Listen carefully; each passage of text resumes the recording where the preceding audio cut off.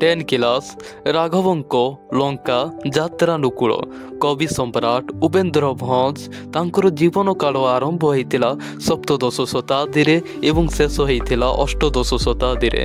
तांको जीवन काल रे अनेक कविता रचना करिसंती।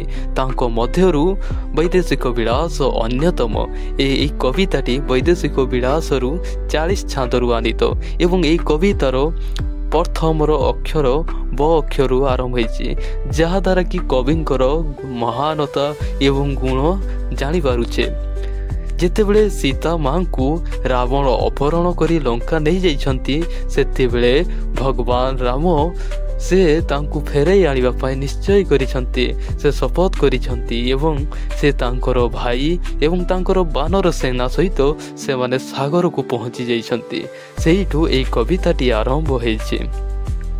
जेतेबेले से माने सागर को पहुंचीचंती, सेतेबेले राम भावुचंती सीता को मु निश्चय फेराई आनिबी। सेतेबेले से भावुचंती सागर आमर पथ को छाड़ी दबो, आमे सहजरे बाहरी जीवा। से बहुत आशा एवं साहस सहित सागर को प्रार्थना करिले। जेतेबेले राम तपस्या करने आरंभ कले, राम को दृष्टि गर्ध सागर गिरी परी उठिबाकु लागिला। सबु जगारे सबु जिनिस रे थरिबाकु लागिला। कवि एटारे पानीर पर्वत परी चलीछि, जहाँकि अनेक प्रकार जिनिस घटी जाय। रामंकर एपरी तपस्या एपरी कि धैर्य देखि सागर देव बहु भय एवं भक्ति अनुभव कले। जेतेबेले सागर देव वरुण रामंक आगरे नम्रतार हजि गले, जेतेबेले तांको मुंड आसी नुआई गले एवं कहिबाकु लागिले वरुण देवता, हे प्रभु मते क्षमा करंतु, आमर सागर दोष नाही। राक्षस माने एठारे रहुतिले, तेणु मु तुमको पथ देई पारिनी, किंतु मु साहाय्य करि पारिबी। तापरे जेतेबेले रावण कथा कहउचंती, सेतेबेले रावण जणे बहुत अहंकारी एवं अधर्मी राक्षस। से सीता को हरि थिबारु पृथ्वी रे अनेक दुख रही एवं संसार रे दुखर दुख बहुत कथा चली, जहाँकि आम संसार को गोटे अधर्म रे परिणत कर दउछि। सेतेबेले एठी विभीषण जड़े थिले, जहाँकि रावणकर भाई।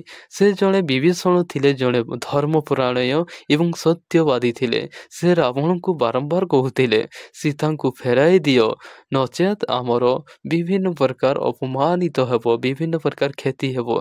किंतु रावण तांको कथारे रागी गले एवं तापरे विभीषण को तांको राज्यरू लंकारु ताकू तोड़ी देले। से समय रे से कौनसी उपाय न पाई करी से रामंक राज्य को आसिले। जेतेबेले रामंक आसिले, सेतेबेले बानर सेना कहिबाकु लागिले, ये शत्रु आम राज्य को आछि।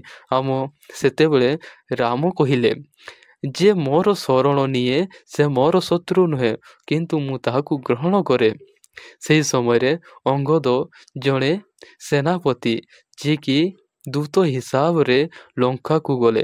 सेतेबेले रावण को चेतावनी दे कहिले, जदि तुमे शेष एटा हैला शेष अवसर, जदि सीता मां को फेराई नि दियो तुमर सुनिश्चित मृत्यु हेबो।